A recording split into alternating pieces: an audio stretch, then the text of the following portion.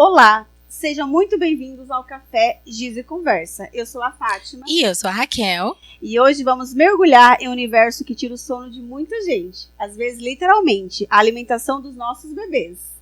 Roda a vinheta, diretor!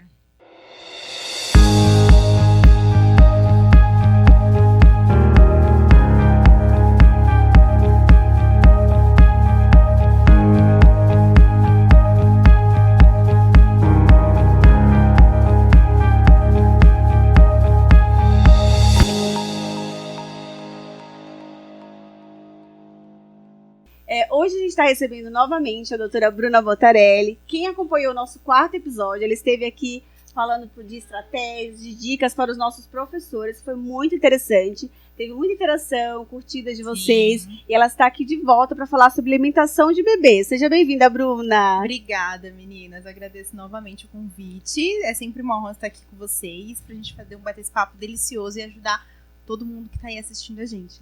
Nós vamos falar sobre seletividade alimentar, sobre rotina, sobre introdução alimentar, muitas dúvidas aí que nós temos, né, mamães, papais, os pais de nossas crianças, até na escola mesmo, na nossa rotina, né, Raquel? Isso mesmo.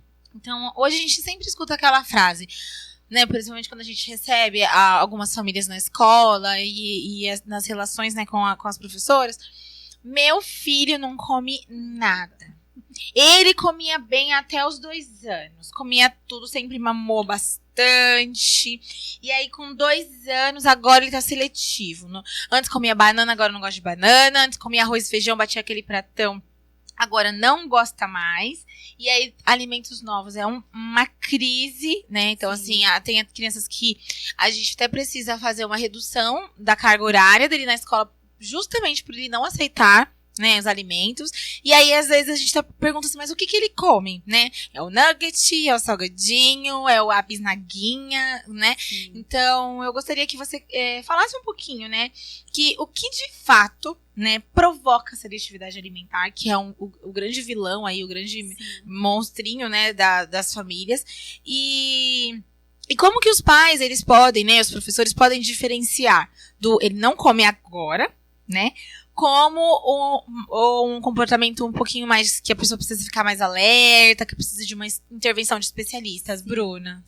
Então, meninas, essa questão, primeiro a gente tem que diferenciar a seletividade da recusa alimentar, né? Porque a criança, na fase de 1 aninho, 2 aninhos, ela passa por um processo de recusa alimentar, que é quando ela começa a entender o que ela realmente gosta ou não de comer, né? Então, ela começa tem certos alimentos que eu realmente não como, não gosto e tudo mais. O problema é quando a criança recusa muitos alimentos, né? Recusa e não aceita experimentar novos alimentos e tudo mais. A questão da seletividade é muito comum em crianças neurodivergentes, né? E é uma questão que realmente é neurológica, com texturas, enfim, com diversos fatores que podem interferir na alimentação e no paladar deles e que deve ser sempre acompanhado por um especialista. Agora, o que acontece muito é exatamente o que você falou. A introdução alimentar não é feita da forma que deveria e isso atrapalha na alimentação dessas crianças ao longo da vida. Então, uma criança que comia de tudo até os 2 anos, mas o que é de tudo? De tudo ou de tudo que é saudável? Porque às vezes a mãe fala, comia de tudo. Realmente comia fruta, comia legumes, mas também comia bolacha, comia salgadinho, comia açúcar. E o que acontece? Esses primeiros 2 anos de vida da criança é muito importante para a formação do paladar dela, né? A formação do paladar da criança é feita durante esse período. Desde a gestação, né, que é uma coisa que as pessoas não sabem, mas a criança começa a formar o paladar dela dentro da barriga da mãe. Então, o que a mãe come, a criança sente o gosto através do líquido amniótico. Então, isso já começa... Olha, que interessante, eu não sabia disso, gente. Que interessante. Então, quer dizer que quando a pessoa tá grávida, se ela for uma pessoa que tem preferência, por exemplo, por doce, McDonald's, o bebezinho já nasce com essa tendência a preferir mais esses alimentos. Sim, porque a gente passa o paladar pelo esse sabor do alimento pelo líquido amniótico do bebê. E ele ingere aquele líquido amniótico. Então, isso também vai modular ele ao longo da vida. E aí, os primeiros 2 anos de vida, por que é tão importante esses primeiros 2 anos? Justamente por isso, porque se ele recusa se ele tem ali o consumo desses alimentos que são muito palatáveis, ele vai recusar os outros, né? Então, às vezes, mas ele aceitava. Ele aceitava porque ele não tinha maturidade suficiente para recusar os outros. Então, a partir do momento que ele faz 2 aninhos, que ele começa a entender mais, e que ele sabe que um nuggets, que uma bolacha é muito mais palatável do que um brócolis, sim, ele vai preferir o que tem ali, né, disponível para ele, né? Falando em introdução alimentar, a Bruna, né, me acompanhou. O Ravi hoje está com 5 anos, meu bebê, não é mais bebê. Me acompanhou nessa introdução, porque a gente, principalmente quando tem filho, né, primeira vez, né, mãe de primeira vez, a gente tem medo de tudo. Sim. Que método usar, o que eu vou ofertar. Às vezes a gente se frustra, né? 6 meses eu vou começar, e agora? Por onde começar? A criança não aceitou isso, não aceitou aquilo, você acha que já vai começar comendo de tudo. É um medo que nós mães temos, né, muitos acredito, dividem essa opinião.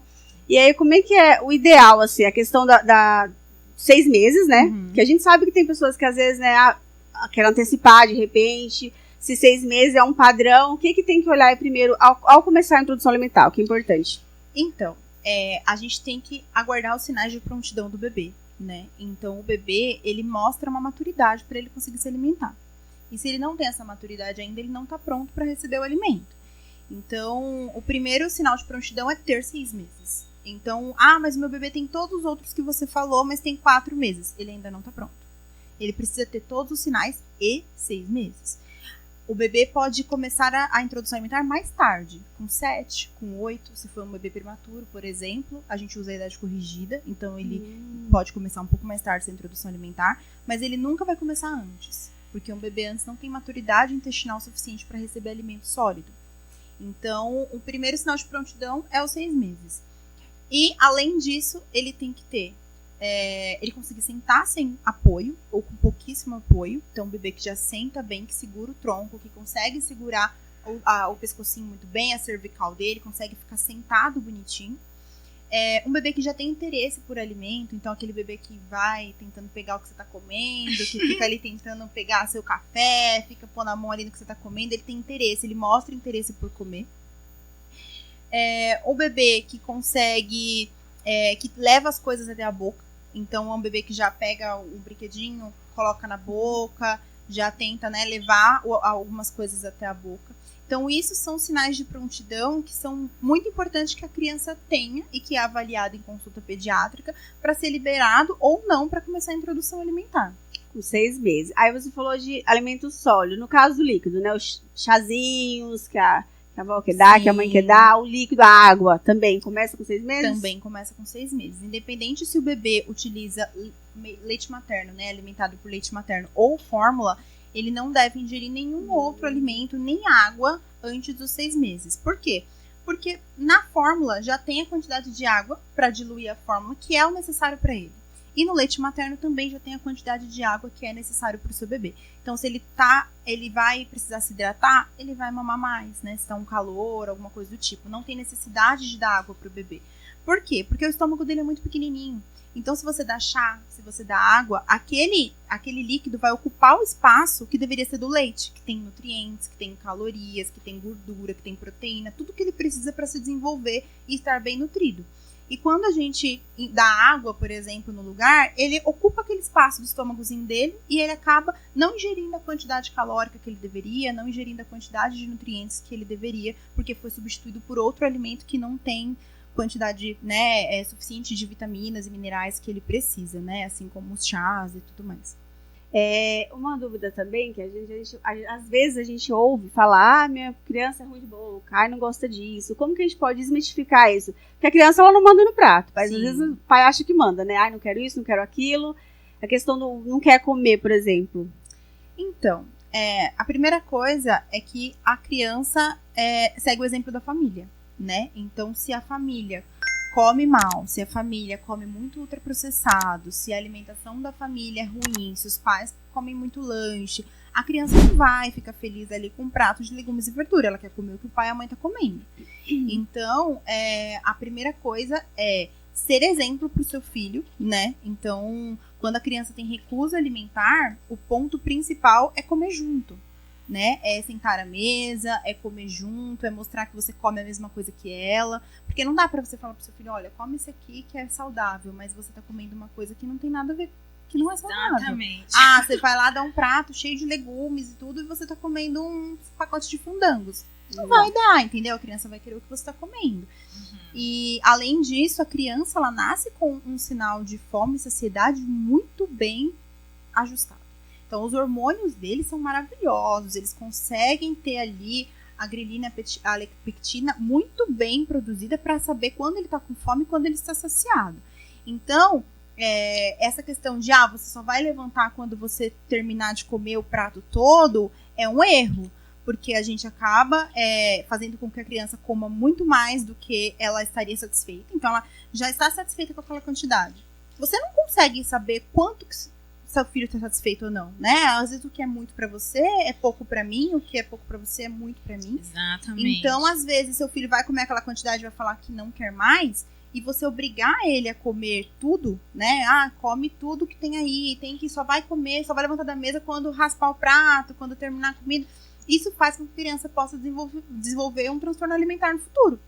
Porque a gente tem o sinal de saciedade, ela já está satisfeita, ela não está mais com fome. Você obriga ela a comer mais do que ela já está satisfeita, ela vai acostumar com aquilo. E além de poder gerar um quadro de obesidade, né, a criança comer muito mais do que ela necessita, ainda vai gerar essa relação ruim com a comida, de que só tem que comer muito mais do que é o realmente necessário. Olha, é muito interessante isso, porque às vezes a gente vem de uma cultura que é muito mal orientada, Sim. né? Então a gente comete muitos erros, por exemplo, olha que legal, come tudo pra ficar feliz, pra ganhar estrelinha, né? Esses incentivos. Sim. E às vezes na escola mesmo a gente observa que às vezes a criança come duas colheradas e não quer mais. E aí a gente fica assim, não, mas tem que comer, meu Deus, mas tem que comer, porque se você não comer, daqui meia hora você vai estar com fome, você vai não sei o que, você vai reclamar. E, na verdade, naquele momento, ele quis só comer, porque ele ainda tá se descobrindo, né? Ele ainda tá se descobrindo em relação à comida. Um dia eles gostam mais do arroz, outro dia eles só querem feijão. Sim. E esse processo de conhecimento da comida, ele não é só até os 2 anos, Não. né? Ele perdura pela primeiríssima infância e até na infância inteira. Às vezes, com 8 anos, ele descobre que ele gosta de palmito, gente, né? Até nós, adultas, né? A gente, às vezes... recusa alimentos, fala, eu não gosto disso, porque, qual foi a última vez que você lembra do gosto? Você não gosta, mas você lembra que gosto que tem? Você já experimentou de novo depois de adulto? Porque às vezes era uma coisa que você não gostava quando você era criança e hoje você gosta, né? É verdade. Então, e essa questão de recusa, o importante é que quando a criança, ela não quis almoçar, ou ela comeu muito pouco, quando ela sentir fome novamente, ela pediu alimento, você deu alimento que seja nutritivo para ela. Porque muitas crianças às vezes, acabam recusando o arroz, feijão, a comida ali, porque ela sabe que dali 1h30, se ela pedir alguma coisa, ela vai ganhar um pacote de salgadinho, ela vai ganhar um todinho, ela vai ganhar um pão, entendeu? E ela prefere esses alimentos do que a comida. Então ela fala, não vou comer. Olha, que esperteza, né? Porque são espertos. Exatamente. E isso é questão de ter em casa, né? A gente precisa ter em casa alimentos que são nutritivos para os nossos filhos. As crianças não fazem mercado, gente. Então, se é seu filho tá comendo mal, é porque você tem alimentos ruins na sua casa. Então, assim, meu filho tá com obesidade, meu filho tá com colesterol alto, com glicemia alta. A gente vê muita criança de 7, 6 anos com esses padrões. É muito preocupante isso, né? Diabetes, né, Bruna? Exatamente, diabetes, pré-diabetes. E isso mostra uma disfuncionalidade da família, né? Porque a criança não vai lá no mercado sozinha comprar um refrigerante. Se ela toma refrigerante é porque alguém compra e traz pra casa. Mas é porque a gente toma. Então a família toda tem que rever o hábito alimentar, não só a criança. Verdade. Tem aquela questão, né? Eu não gosto disso. Ele não come isso, não come fruta, não come... Depende muito da sua rotina em casa, né? Exatamente. Eu, quando descobri, assim, a gravidez foi uma surpresa, mas quando, assim que a gente teve o resultado, você tá grávida, foi uma conversa muito importante em casa com o maridão, com a minha apoiadora Nutri, que, assim, o que eu priorizei foi a amamentação. Eu não abri mão de amamentar até os 2 anos. Claro que tem algumas dificuldades, algumas coisas que pode, né, ser que dure menos tempo, mas eu consegui até 2 anos e meio. E a alimentação foi muito importante. E aí tem essa questão. Até o primeiro ano dele, ele não comia salada de jeito nenhum. E a gente sempre salada, legume. Eu falei, nossa, não gosto de alface, tomate. A gente fica, será? Hoje ele ama salada. Então, essa questão de sempre Importância ofertar. exatamente. Claro que até adulto tem coisas que a gente não gosta, né? Então vai ter um momento. Mas assim, hoje, até a Lulu, a Bruna, gente, ela é. A gente não falou da formação dela no começo, porque ela já estava aqui, já é de casa. Quem acompanhou o episódio anterior já soube, mas aí a gente pode falar de novo pra quem tá ouvindo esse episódio, né? Que a Bruna, ela é formada, né, em nutrição. Ela é pós-graduada, né, em matéria Pós-graduada. infantil, é especialista em saúde da mulher. Então, assim, ela acompanhou de pertinho a introdução do Ravi, acompanhei lá o guia, né, da alimentação dele, tentei fazer tudo, né, com o acompanhamento dela, que me deixou mais segura. Porque a questão de como iniciar, e aí a gente pode falar até do método, né? Qual utilizar, Sim. por exemplo, o BLW, ou a papinha, Método o tradicional. método tradicional, qual que a gente pode iniciar aí pra gente ficar mais seguro, né? Uhum. Então, essa questão do método, a gente tem o método, o BLW, que é a alimentação guiada pelo bebê. Então, a gente corta os alimentos em pedaços seguros, né? Cortes seguros para ele. E disponibiliza para que ele possa comer sozinho com as mãos, né? E depois, ao longo do desenvolvimento, dá o talherzinho com 9 meses. Já vai fazendo os cortes de acordo com a idade, que tem os cortes dos 6 meses, dos 9 e a partir de 1 ano. E tem o método tradicional, que é a comidinha amassadinha, né? E você pode também usar os dois métodos, né? Que você não precisa ficar presa apenas um jeito. Vou dar somente de um jeito. Eu entendo que muitas mães às vezes têm medo do BLW justamente porque tem medo de engasgo, mas a gente tem inúmeras evidências que mostram que não tem maior risco de engasgo, que o risco de engasgo do BLW e da tradicional, da papinha, é o mesmo. Né? Então a criança pode engasgar até com leite materno, com fórmula, o risco de engasgo é o mesmo. O importante é ser uma alimentação segura, né? Então o que a gente considera que essa alimentação seja segura? Esse bebê tem que estar com sinais de prontidão, porque um dos riscos maiores de engasgo, de sufocamento, é a criança não ter controle cervical. Então, uma criança de 4 meses que você vai dar alimentação para ela não está preparada para receber aquele alimento, ela pode se engasgar. Então, é um dos maiores riscos de ofertar o alimento antes da idade. A criança estar no local adequado. Então, ela tem que estar numa cadeirinha de alimentação, que a cadeirinha é rígida, a cadeirinha administrada pela Anvisa, então ela tem critérios de segurança para o bebê, então ele tem que estar com a coluninha ereta, sentadinho, bonitinho, não pode estar com distração, então colocar a televisão para a criança assistir, aumenta o risco de engasgo, aumenta o risco da criança comer mais do que ela deveria, isso em qualquer idade, não só na introdução alimentar. E essa criança tem que estar sempre supervisionada, nunca deixar a criança se alimentar sozinha, né, porque você pode intervir no risco de engasgo. Então, às vezes a gente vê criança que está comendo naquela cadeirinha de descanso, que é aquela cadeirinha que fica mais deitadinha, né, que balança, não é o correto, porque aumenta o risco de engasgo, ele não está sentadinho direitinho, ou comendo no colo, né, ou em outra posição, a criança que come correndo pela casa, come engatinhando, né, então, dá uma colherada, a criança sai engatinhando, isso aumenta o risco de engasgo, mesmo que seja uma papinha. Então, o método vai ser escolhido pela família, o que eles se sentem mais confortáveis, o que eles se sentem mais seguros, Pode né? usar os dois também, Pode né? usar os dois, né? Eu utilizei os dois com a Luísa, eu utilizei tanto o BLW quanto as coisas amassadinha. O importante do amassado é que ele não seja triturado e que não seja liquidificado e tudo junto. Porque o que acontece, que antigamente a gente dava aquela papinha tudo misturado, uma sopinha, né? Batia tudo no liquidificador e dava pra criança. Isso aumenta os riscos e a de criança uma não recusa descobre alimentar. sabores, né? Ela não sabe o que Exatamente. tem sabor de nada, porque vira tudo uma coisa só, né? Exatamente. Se você pega uma papinha que você bateu tudo no liquidificador, tinha cenoura, espinafre, carne, quando você vai pôr na boca, você não sente o gosto de cada alimento. Você sente um gosto único, né? De tudo misturado. Então, é importante que se você for ofertar amassadinho, dê separado, para que ela possa experimentar ali um pouquinho de cada coisa e sentir os sabores diferentes, né? Não sentir o gosto de tudo junto. E também não precisa ser triturado ao máximo. Só amassadinho com o garfo é suficiente.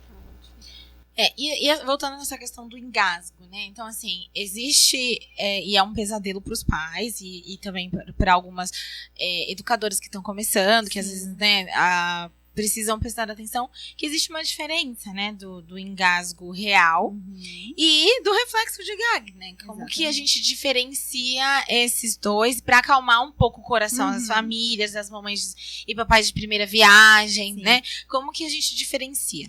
Então, o reflexo de gag, ele é um reflexo fisiológico e ele é um reflexo de segurança para o bebê. Então, é um reflexo do próprio corpo para assegurar que aquele bebê não se engasgue. Então, o que acontece? Quando essa criança deglute algum alimento que ela não mastigou ou que não passou ali, né? Porque a gente fala que a criança não tem dente, né? Fala, a criança com 6 meses tem criança que não tem dente ainda. Como ele vai mastigar um pedaço inteiro? Gente, a gengiva deles é dura. É uma gengiva que tem vários dentinhos embaixo. Então, não é uma gengiva de uma pessoa adulta, um idoso que perdeu os dentes, que aí precisa realmente, né? Não, é uma gengiva que consegue amassar o alimento. Ela não tritura, mas ela amassa. Então, ele consegue amassar e deglutir, mesmo que seja um alimento inteiro. Quando esse alimento chega próximo à garganta e não está no tamanho adequado, ele tem esse reflexo de voltar. Então, o alimento volta. Então, o alimento volta à boca.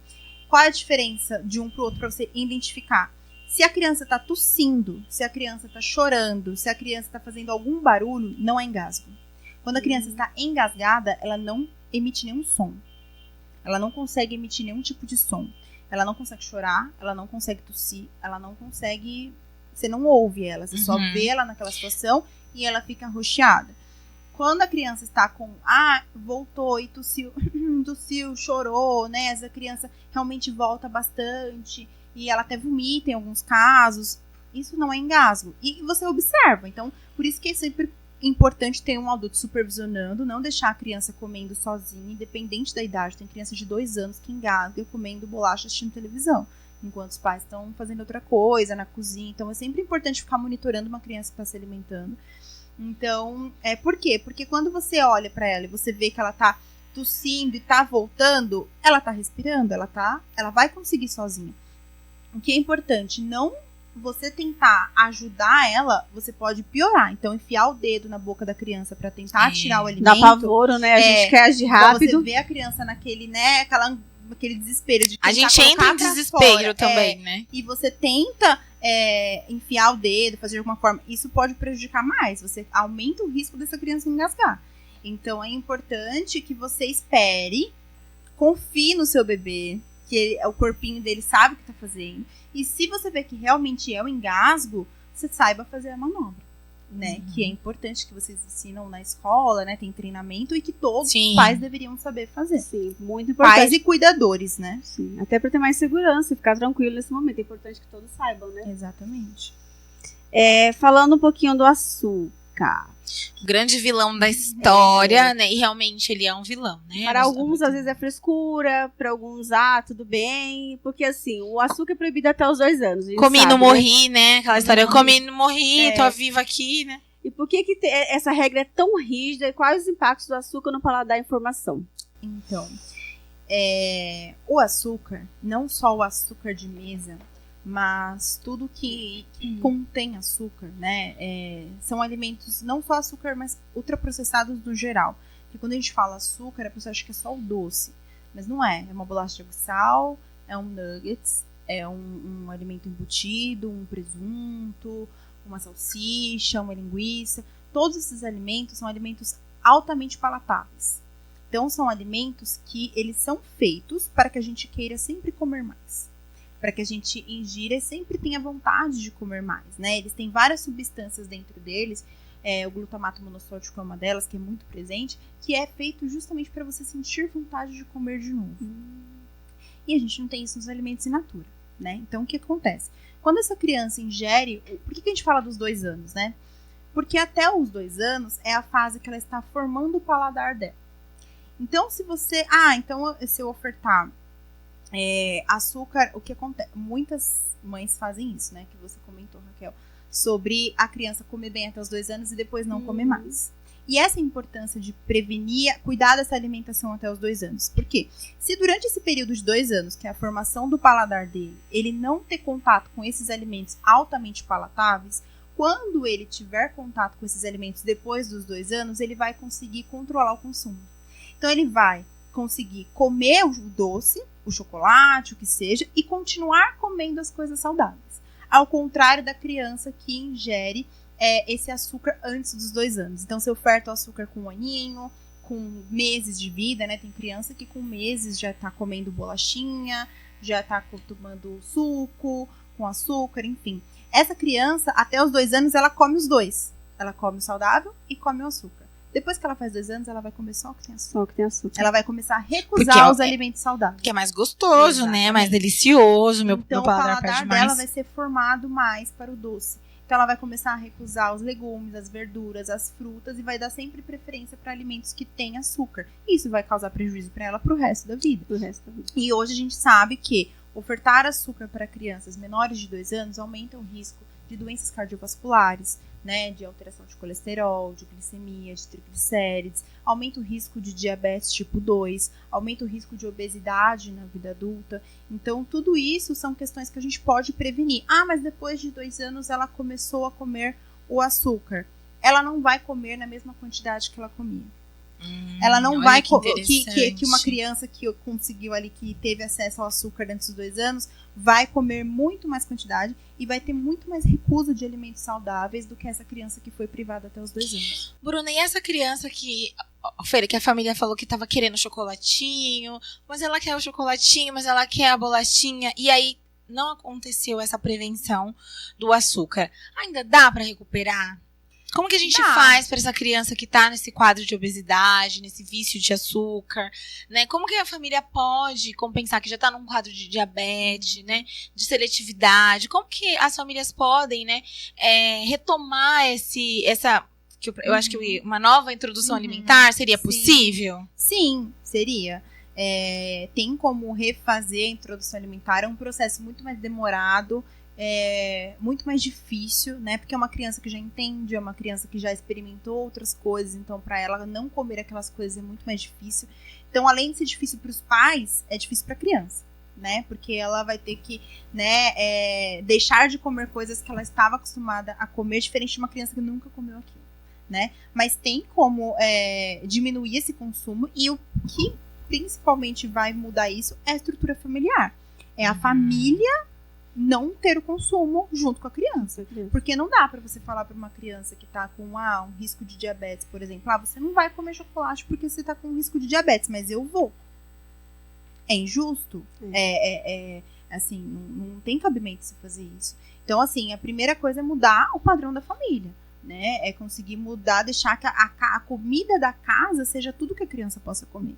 Que dentro da sua casa não tenha nada que seu filho não possa comer. Nada que, meu filho ele tá com risco de diabetes, então ele não pode tomar refrigerante, mas a gente pode. Não. Dentro da sua casa tem que ter o que seu filho possa comer, né? Então esse é o primeiro ponto, assim, é a família se incluir nesse processo, porque eu já tive pacientes, crianças com alteração de glicemia, com pré-diabetes, com 7 anos de idade, e a mãe desesperada, né? A menina comia muito ultraprocessado, tomava refrigerante e tudo mais. E eu falava, olha, não pode ter isso em casa, né? Porque senão ela vai querer comer. Não pode mandar de lanche pra criança um salgadinho, né? Porque ela vai fazer o quê? Você que tá mandando lanche, né? Mas ela, mas meu marido compra, mas meu marido não deixa de ter em casa. Então, assim, a família tem que estar unida e pensando na saúde da criança. Então, não pode a mãe querer fazer e o pai não estar de acordo. O pai não tá nem aí. Não, os dois têm que estarem juntos e decidirem cuidar da saúde dessa criança, né? E ter refeições junto, refeições à mesa. Hoje em dia a gente vê os pais muito na correria e acabam, cada um come num horário, não come junto, não tem as refeições juntos, e isso é muito importante para o desenvolvimento dessa criança. Verdade, a base é importantíssima, né? E aí a gente sempre puxa para nossa prática, né? De novo a introdução do Ravi. Ele tá com 5 anos, a gente tem lá um pouquinho da nossa rotina no Passos Maternos, né? Quem quiser acompanhar. Isso, sigam eles lá, gente, que é uma fofura o Ravi, vocês precisam conhecer ele. Porque a ideia é que não seja vilão, né, a comida. E realmente, essa base foi muito importante pra gente, porque até os 2 anos foi 0 açúcar. Aí eu falei, e agora, Bruna, socorro? Ela acompanhou minha angústia, né, Bruna? Sim. Eu chorei, eu falei, e agora? Porque ele vai pra outros ambientes, vai pra festinha de aniversário. Sim. E aí, hoje, totalmente, tudo que ela falou na prática com a gente é comprovado que funciona. Gente, ele consegue comer um brigadeiro só. Ele foi comer o pudim delicioso, que o Sérgio é viciado no pudim da Dona Tuca, maravilhosa. Ele não quis, ele achou muito doce. E ele tem uma variedade na alimentação, variação, né? De legumes, de fruta, salada, que pra gente é o que importa. E aí ele continua aceitando o que é saudável. É exatamente isso. Continua, né? Ele come lá o iogurte dele lá integral. O pessoal fala, nossa, mas ele come assim sem nada, sem nenhum mel, sem nada. Mas ele sempre comeu. Cadê o morango? Ele ama. Acompanha agora, né? Com saudade dele pequenininho, acompanha a Luísa. Na introdução dela, ela come tudo maravilhosamente, gostoso. E essa questão do azedo, né, do amargo, a gente fica muito, a criança toma iogurte azedo. Gente, a nossa língua tem cada pontinho da língua é para um paladar diferente. Então, papilas gustativas, né? Então, a gente sente o sabor das coisas pela língua. Então, a ponta da língua é o doce, o fundo da língua é o amargo, do lado da língua é o azedo. Então, tudo isso, a gente tem papilas gustativas para isso. O que acontece? Quando a criança nasce, para ela todos os sabores são gostosos, porque ela foi feita para comer coisas azedas, amargas. Ela foi feita para isso. E o ser humano foi feito para isso. Eu falo que Deus é perfeito, porque ele nos fez e fez tudo que era pra gente comer, que seria saudável para nós. Então, essa criança tem as papilas ali pra consumir tudo. O que acontece é que a gente estraga o paladar da criança. E o nosso já foi estragado. Total, gente. A gente tá correndo atrás do tempo perdido agora, né? A nossa geração, né, o pessoal dali 80, 90, é uma geração que foi apresentado o açúcar muito cedo, né? A diferença dos nossos pais, né, década de 50, 60, até 70 ali, a quantidade de açúcar que eles consumiam era muito menor. Então, eles tinham doce, era um doce de abóbora, era menos ultraprocessado, era um doce feito em casa, um doce caseiro, era menos quantidade. Tinha aquela cultura de fazer o doce. Exatamente. E eles comiam mais comida de verdade mesmo. O que plantava, o que comprava. E a nossa geração ali dos anos 80 e 90 foi uma geração que teve acesso ao ultraprocessado. Teve acesso ao alimento da indústria. Então, a bolacha de maisena... que as crianças com 6 meses já tomavam bolacha de maisena. E que muita gente acha que é o puro, é saudável também. Ai, vou dar bolacha de maisena porque é saudável. Não é, né? Gente, que não é. Que é farinha e açúcar. Que não é. Agora, um ponto mais polêmico, né? A gente falou de alimentação, da introdução, da seletividade, agora polêmica de novo, né? Muitas famílias usam celular ou a TV, que às vezes no desespero. Às vezes você falou da criança que sai correndo. Às vezes é só aquele jeito que ele quer comer. Então a mãe fica desesperada pra ofertar, oferece de todas as maneiras, né? Que ela conseguir. Aí às vezes a criança come sem perceber. E o que isso pode afetar a longo prazo? Então, o uso de telas na alimentação é muito prejudicial para a criança. E principalmente o que está mais relacionado é o aumento de obesidade, né? E no futuro. E risco de doenças como diabetes, causada pela própria obesidade, né? Por quê? Porque a criança que ela come na frente da televisão, ela não tá prestando atenção no que ela tá fazendo. Ela não tá prestando atenção no que ela tá comendo, ela tá prestando atenção no desenho. Então ela tá comendo ali no automático. Isso faz com que ela coma muito mais do que ela deveria. Então ela come mais porque ela não tá percebendo. Então, meu filho fica quietinho, eu dou várias colheradas na boca dele e ele nem liga, porque ele não tá prestando atenção no que ele tá comendo. E isso vai gerar um aumento de calorias que não deveria ser ingerida e uma obesidade futura, né? Na infância ou na vida adulta. E além disso, pode causar uma seletividade também. Por quê? Porque essa criança não tá prestando atenção no sabor do alimento que ela tá comendo. Então ela tá comendo ali, ela nem tá prestando atenção que aquilo é um brócolis ou que aquilo é uma carne, ela só tá mastigando e olhando pra televisão. Então é muito importante que a criança conheça o alimento, né? E quando a gente fala de seletividade ou de recusa, fazer com que a criança participe, colocar a criança na cozinha para ela ajudar você a fazer uma receita, né? Colocar a criança ali para ir na feira junto com você, escolher os alimentos, mostrar o que é o alimento, como é o nome daquele alimento. Tem muita criança de 7, 8 anos que você mostrar um brócolis e não sabe o que é o brócolis. Então, você conseguir ter ali, né, para essa criança participar, né, colocar ela, inserir ela nesse ambiente, né, para ela saber para que aquele alimento serve, o que aquilo faz, olha as cores, né, levar como de forma lúdica também na brincadeira para a criança, né, vamos fazer uma receita, o que a gente vai colocar, né, então isso ajuda muito a criança a começar a aceitar novos alimentos também. Sem contar a construção de vínculo e de afeto com os adultos presentes, né? Porque quando coloca a criança como participante, ela se torna protagonista. E isso fortalece ainda mais, né, esse gosto pela comida. Porque eu penso que o comer, ele precisa ser afetuoso, né? O estar à mesa, né, essa comunhão de estar à mesa, de servir à mesa, além de desenvolver esse gosto pela comida, é a troca afetiva. Ela desenvolve outras coisas mais importantes. Então, quando a gente fala para as famílias, olha, o que vocês comem? Isso que você trouxe, Bruna, a gente vê no cotidiano da escola. Porque quando a gente vê a criança, a gente pergunta, mas o que vocês comem? Né? Então, assim, eu achava muito bonitinho com meu sobrinho, que lavava as frutas e deixava na fruteira. Ele ia lá, quero comer uma maçã. Aí ele ia lá, pegava a maçã. Né? O Ravi, por exemplo, tem o dia especial dele que eu acompanho lá no Instagram. Tem lá, ele come pimentão, assim, uma criança que come pimentão puro, assim, E aí, por quê? Porque tem acesso, porque os adultos ao redor, e isso que a Fátima trouxe, que a criança não manda no prato. E quando a gente tá falando isso, não é que a criança ela não vai ser protagonista da ação. É que os adultos precisam mediar. Assim como na sala de aula o professor é o mediador, em casa também o professor a família é mediadora. Né? Então precisa ter um trabalho junto. Porque às vezes as famílias jogam pra escola. Ele não come. Ele não tá comendo porque eu não sei mais o que eu faço. Mas e em casa? Né? Como é que tá essa situação? E aqui não é pra puxar a orelha, mas já puxando a orelha da família, que é o centro, né? Exatamente. Aí fala, mas é muito caro. Gente, paga R$70 uma pizza, né? R$50 lá num lanche, e aí às vezes não leva os R$50 pra criança pra comprar fruta. O problema não é o valor, né? É a prioridade. É o que a gente prioriza gastar o nosso dinheiro. Porque a gente falar que comer saudável é caro, só se você inventar moda, né? Porque se você for na feira, fim de feira, que as coisas são mais baratas, né? E pegar aí o valor exatamente de uma pizza, R$70, você consegue fazer uma feira pra semana, pra você e sua família, e ter ali um consumo, né, saudável. Hoje em dia a gente tem banco de alimentos também. Olha que legal. Aqui em Osasco a gente tem um banco de alimentos que liberam aí pras famílias mais vulneráveis. A feira da semana, então eles conseguem ir lá toda semana se cadastrar, né? E conseguir receber essa feira, legumes, verduras, frutas, as pessoas locais, né, que produzem, produtores locais. Produtores locais. Então, tem outras formas, né? E aí a gente fala, mas é caro. O problema é que a gente não prioriza. Quando você vai comprar um pote de sorvete, você não acha caro. Quando você vai comprar uma Coca-Cola que tá R$10, né, acho 10, 11 reais uma Coca-Cola, você não acha caro.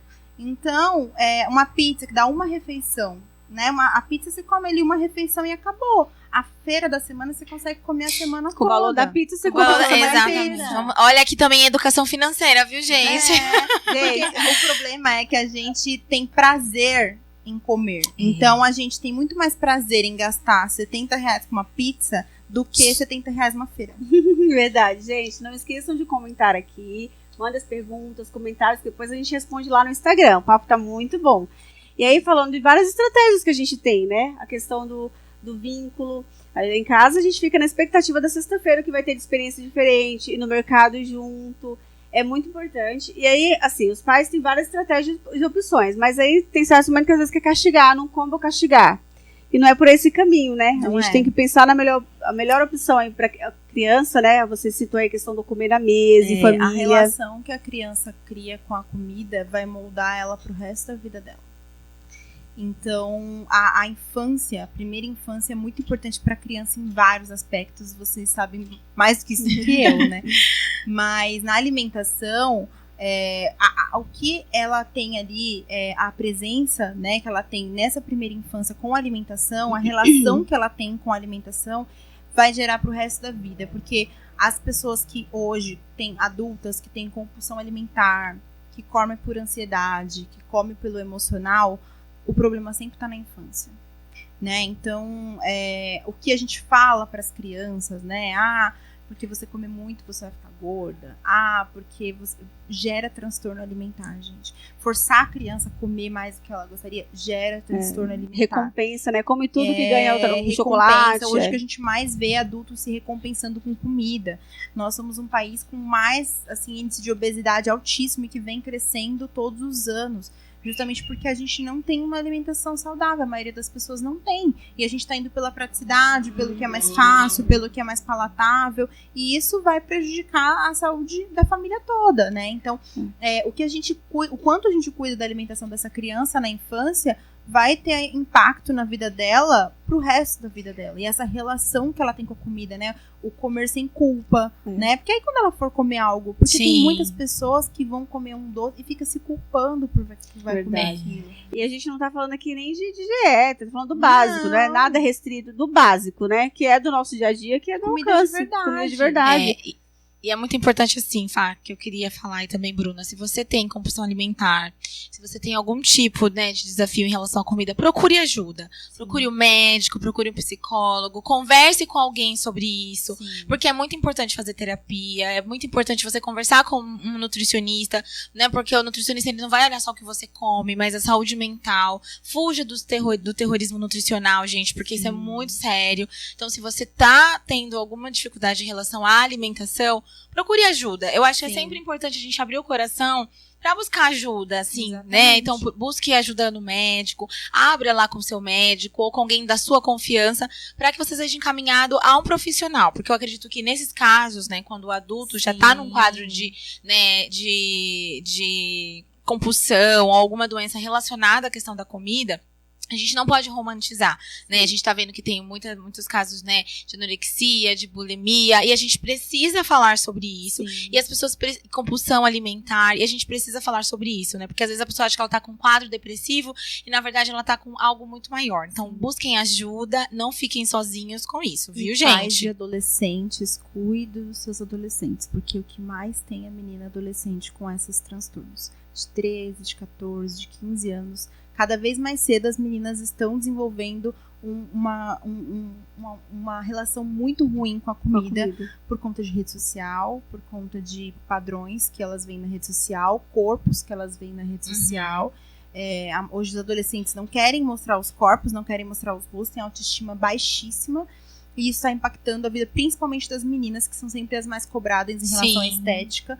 Então, ouçam seus filhos, conversem, esteja atento ao que eles estão fazendo. Os filhos que o adolescente fica trancado no quarto, esteja vendo o que ele está fazendo, o que ele está assistindo, quem ela acompanha nas redes sociais, porque elas às vezes veem padrões assim que são irreais, coisas que são para ganhar seguidores e likes e que não tem nada a ver com a vida real.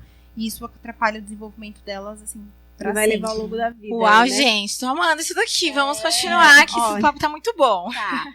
Bru, qual a sua dica pra família que já caiu no hábito de tela, só come na tela e que ela quer retomar as refeições sem assistir? Qual que é a dica que você dá? Então, tem que tentar diminuir aos poucos, né? Porque tudo que você vai tirar drasticamente de uma criança, ela não tem maturidade o suficiente pra entender, isso aqui faz mal pra mim, por isso que minha mãe tirou. Se pra nós mudar hábito é difícil, imagina pra uma criança. Então, assim, é tentar ir diminuindo, né, o tempo de tela, tentar diminuir, tentar não colocar no celular, no tablet. Então, priorizar, se for consumir tela, na televisão, que é uma tela mais distante, que é um acesso, o tipo de desenho também que a criança assiste, porque todo desenho que é muito rápido, YouTube, que tem alto estímulo, que são vídeos rápidos, que acabam logo, então logo tem outro.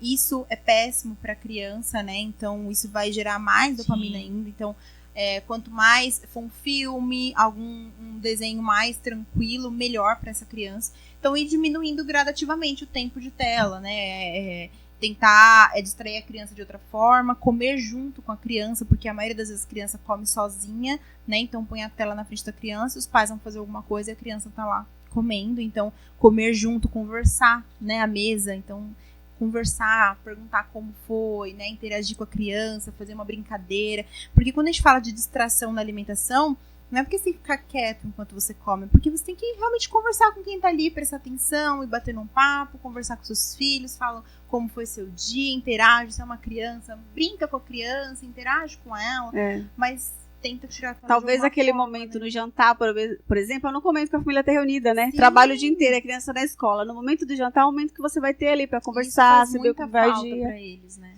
E é tão sagrado esse momento, é tão importante para a família isso, né? Até para essa questão mesmo de construção desse vínculo, de como a gente estrutura mesmo a criança, né? Sim.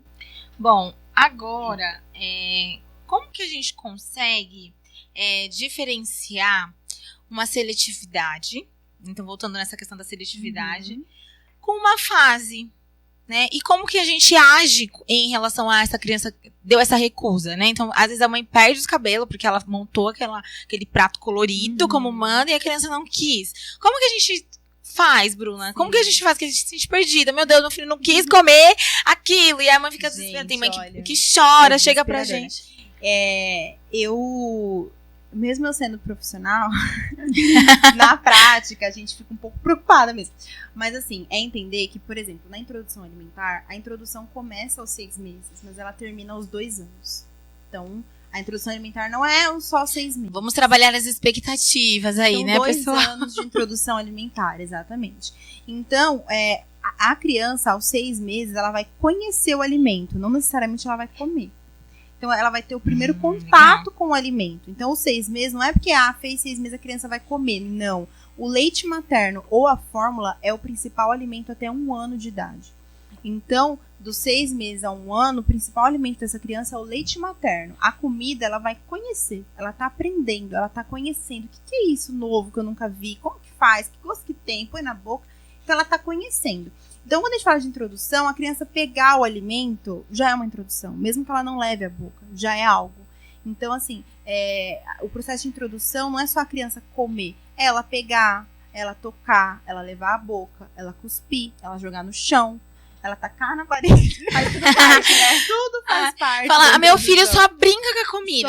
Ele fez de tudo, brincou, criou uma... Mas ele não comeu. É esperado, é normal e é esperado.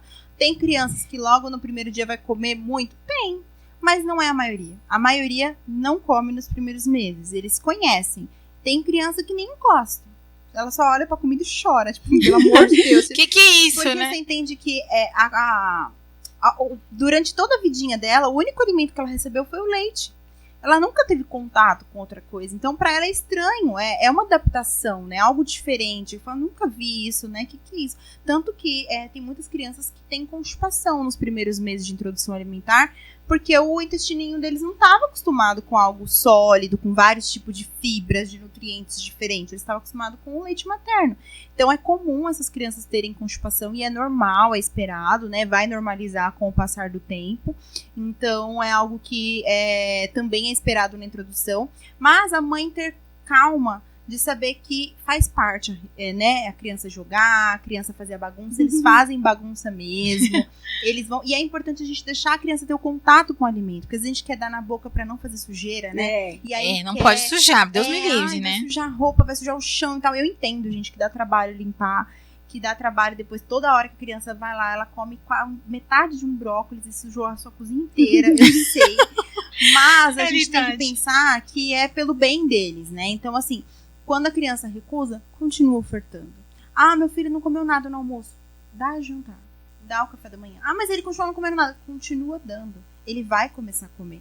Então, a minha filha, por exemplo, ela foi comer com 8 meses, assim, aceitar alguma coisa, comer mesmo com uns 10, assim, que ela começou a comer bem. Fato, né? Mas antes ela brincava, tinha dia que eu colocava o pratinho, ela nem olhava, nem tinha fazia um prato tão bonito. Aí eu usava toda a sua criatividade, aquela papinha gourmet, né? Então, aí quem comia era minha cachorra, porque ela nem chegava perto. Então, assim, a criança... E aí você tem que continuar ofertando, porque às vezes acontece da mãe desistir. Falar, já não come, então não vou dar. Dá leite, dá mamadeira. E aí tem muitas crianças, assim, de 1 aninho e pouco, que mama muitas mamadeiras ao longo do dia e não come quase nada. E a gente tem que fazer essa mudança gradativa, né? Então tem que introduzir na alimentação e ir diminuindo o leite e introduzindo a comida, né? Então, até 1 ano o leite materno e a fórmula é o principal alimento, mas depois de 1 ano a criança tem que começar a se alimentar com alimentos sólidos, com a comida da família, né? Com a comida que a família come.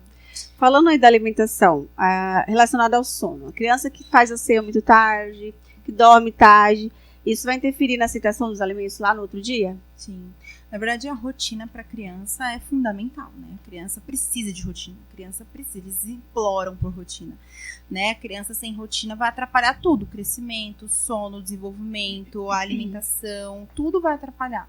Então, a criança precisa, mesmo que a rotina da casa, o pessoal janta mais tarde, é importante que a criança tenha essa refeição mais cedo, que ela durma cedo, né? Então, a criança precisa que ela tenha, a criança dessa idade, né, 1 ano, 2 anos, ela precisa dormir antes das 8 da noite. Não dá para uma criança de 2 anos ir dormir 10 horas, 11 horas da noite. Porque ela precisa de 10 a 12 horas de sono.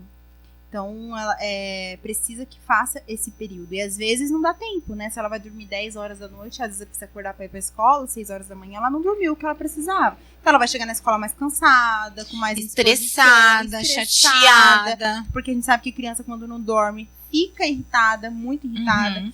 Então, assim, conseguir colocar essa criança para dormir mais cedo. Então, fazer a refeição mais cedo, tomar o banhozinho, ter aquele ritualzinho do sono, abaixar as luzes, que é a mesma coisa que para nós é importante que a gente faça e muitas vezes a gente não faz, né? Uhum. Então, ter esse relaxamento para a criança dormir bem, com certeza vai influenciar tanto no desenvolvimento dela como um todo, quanto na alimentação dela do dia seguinte. E quem não acompanhou o papo com a Nutri no episódio anterior, dá um pulinho lá para vocês ouvirem umas dicas que ela deu para os professores, também falando sobre a questão da rotina do sono já com os professores, e nos acompanha também no Spotify, tá bom? Que nós estamos lá. Bruna, ai, como que tá muito bom, gente, que aula. Que aula mesmo, de verdade. Eu tô concentrada aqui, gente, pra aprender. Tem muito assunto, e né? assim, família. Então, né? e eu quero deixar um recado assim pra família, porque é necessário uma aldeia pra educar uma criança. Não é só a mãe e o pai, mas é a aldeia. Todos os adultos, né? A gente falou no primeiro episódio que quem tem uma criança que ama esse podcast é pra você. Então você que é tio, avô, avó, primo, madrinha, não sei, né, qual função você exerce aí nessa família.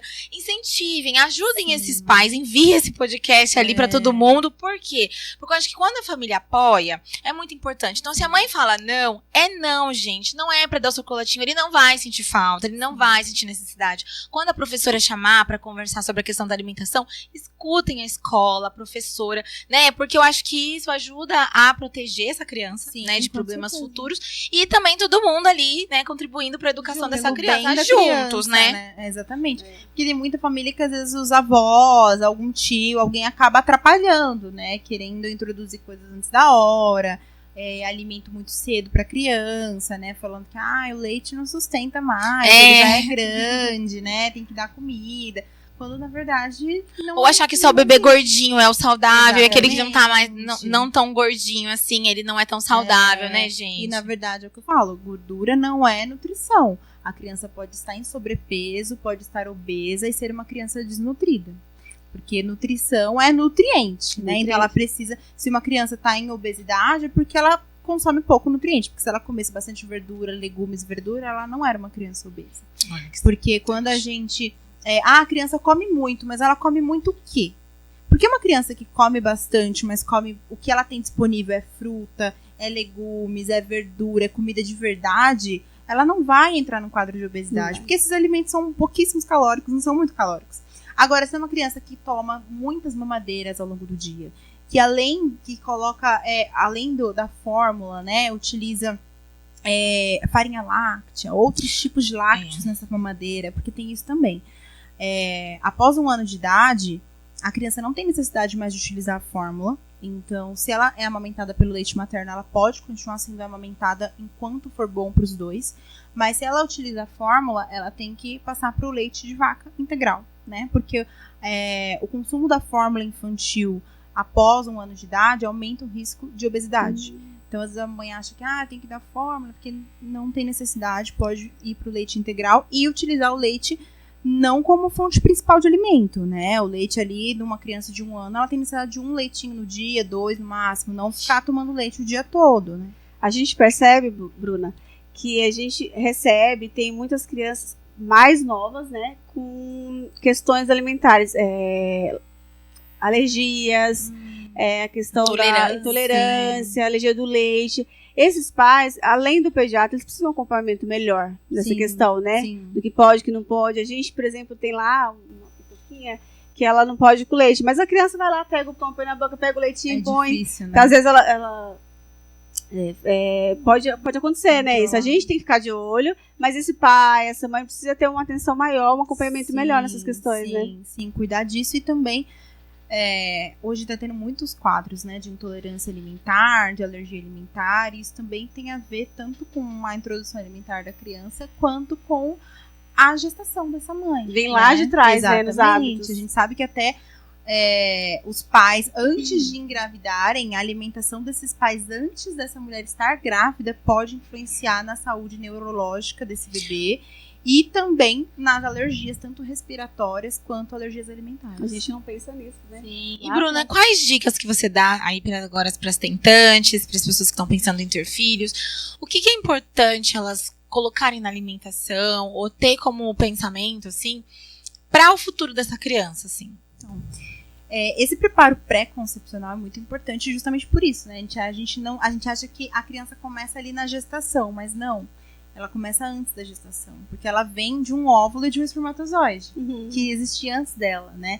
Então, a saúde dos pais, e não só da mãe, do pai também, vai influenciar no desenvolvimento dessa criança pro resto da vida dela, né? Então, os hábitos de vida que eles têm antes dessa mulher engravidar vai influenciar. Então, a gente sabe que a alimentação rica em ultraprocessado, com muito lanche, né? Muito açúcar, muito carboidrato simples, comida que a gente sabe que não tem valor nutricional, e esses refrigerantes, essas coisas todas, os pais consumindo isso antes da gestação, eles vão aumentar a chance dos bebês terem, né, obesidade, diabetes tipo 2 ao longo da vida. E às vezes a criança, mas meu filho nasceu saudável, eu comi na gestação, deu tudo certo, não aconteceu nada. Mas isso não é o impacto no bebê quando ele nasce, é o impacto na saúde metabólica dele pro resto da vida dele. Então, é uma pessoa que tem maiores chances de desenvolver a doença, né? Então, não quer dizer que ele vai nascer com diabetes, mas ele tem mais risco de, aos 30 anos, desenvolver um diabetes tipo 2 do que uma criança que teve uma alimentação, né? Que a gestante teve uma alimentação, ou pré-concepção teve uma alimentação muito boa, né? Então, vamos às dicas de materiais para vocês buscarem mais conteúdos, porque eu acho que isso é importante. Então, tudo que a gente está falando aqui, gente, tem um embasamento teórico. Então, a Bruna vai falar pra gente um pouquinho sobre quais materiais. A gente vai deixar aqui o link para vocês acessarem. Bruna, as famílias têm acesso aonde a essas informações? Então, hoje a gente tem o Guia Alimentar da População Brasileira. Tem 2 guias, tem o Guia Geral e o Guia para Crianças Menores de 2 anos, que são todas essas diretrizes, né? Então, pensando em introdução alimentar, lá tem todas as orientações muito detalhadas, pensando na primeira infância. Então, assim, é um guia muito completo, fala sobre método de alimentação, sobre BLW, tem as fotos de risco de engasgo, como que detecta, tudo isso que eu falei aqui tem lá também, que é um manual do Ministério da Saúde, né? Então, é um dos manuais mais premiados do mundo, então a gente tem um dos manuais, o nosso Manual Nacional de Alimentação é o mais completo, assim, que a gente tem mundialmente.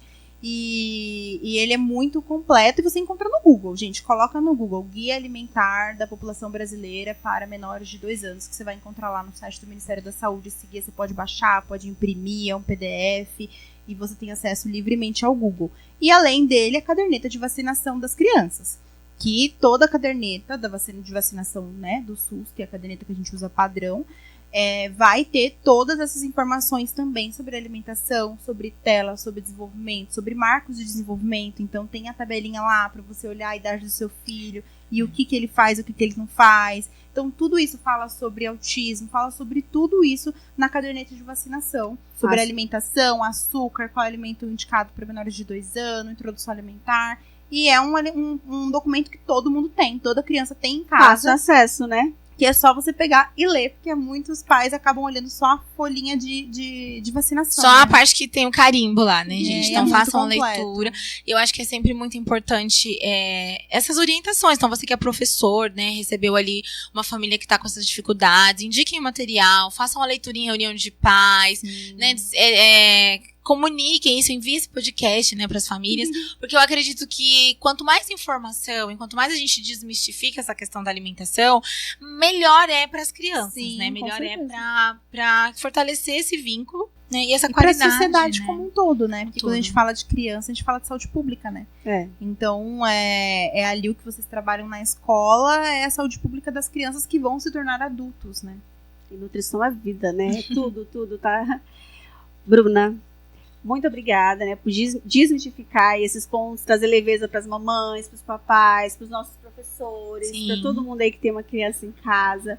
Muito obrigada. Onde o pessoal te encontra? Vocês me encontram nas redes sociais, né? Nutri Bruna Botarelli no Instagram. E também eu faço atendimento aqui em Osasco, presencialmente e online para todo mundo por aí. Especialista em saúde da mulher, gente. Muito boa. E você que nos ouviu já sabe. Sem telas, com paciência e olho no relógio. Até o próximo papo. Acompanhe a gente lá no Instagram, @Café Giz e Conversa. Estamos no Spotify, Rádio X Alphaville. Um abraço pro Décio. A gente vai mandar um beijo pra professora, eu não lembro o nome dela, que comentou no nosso Spotify. Nossa primeira pessoa que comentou. Então, um beijo pra essa professora. Eu não lembro o nome dela. Não lembro, gente. Vou pegar aqui, peraí. Eu quero mandar um beijo pra ela.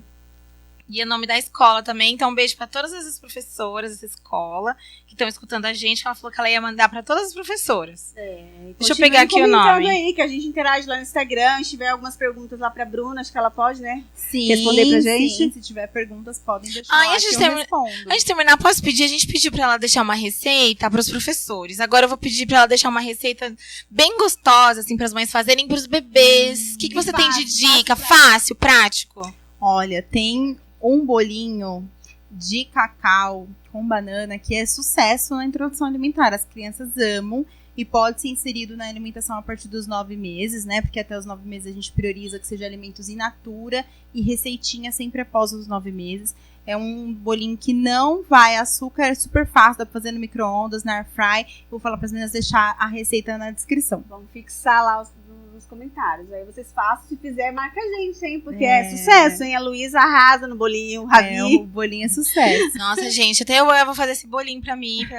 Eu vou levar pra escola de lanchinho lá, maravilhoso. Eu quero mandar um beijo pra Renata. Ela é diretora aqui em Barueri, né? Que nós estamos aqui em Alphaville. A escola se chama Maternal Roberto Gritti Medeiros. Então, um beijo pras professoras do Maternal Roberto Gritti Medeiros, tá bom? Né? E obrigada por comentar no nosso primeiro episódio do nosso Spotify. Muito obrigada, até a próxima. Tchau!